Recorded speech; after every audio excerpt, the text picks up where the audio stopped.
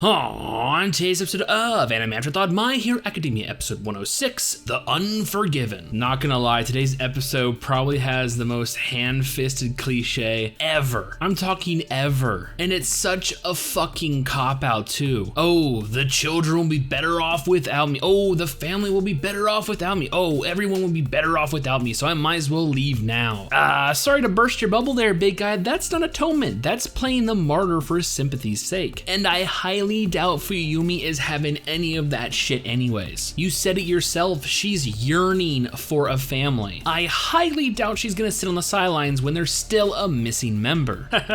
Yeah, well man, you ain't getting off that easy. You got a lot of work to do, especially in the revelation of today's episode when he basically comes out and says it, that his actions directly led to the death of Toya, the eldest son. But he's definitely a changed man, right? It only seems it's not for the better, seemingly flipping an entire 180. When the life of another child is on the line, he plays deer in headlights. Like, dude, what the fuck is going on with this character? I am getting whiplash from all the fucking back and forth. Like, honestly, Endeavor, pick a lane. One person you don't see pulling this shit is Bakugo. Honestly, I'm starting to come around. Ever since they begun his character development, he actually is a more likable character due to his relatability. He says things that I think that my manners hold me back from saying. And I find that fucking refreshing. Like, after everything is said and done in today's episode and the enemies taken care of, Natsu is saved as well as the other mob and flying cars, Bakugo is the first to rub it in Endeavor's face. Like, I mean, let's face it, you're the big dog and you had to show us little pups how it was, right? Like, you're the number one, so show us how it is. We met your challenge, we succeeded it. Of course, Endeavor's response is anything but satisfying because he's still paralyzed with, I guess, fear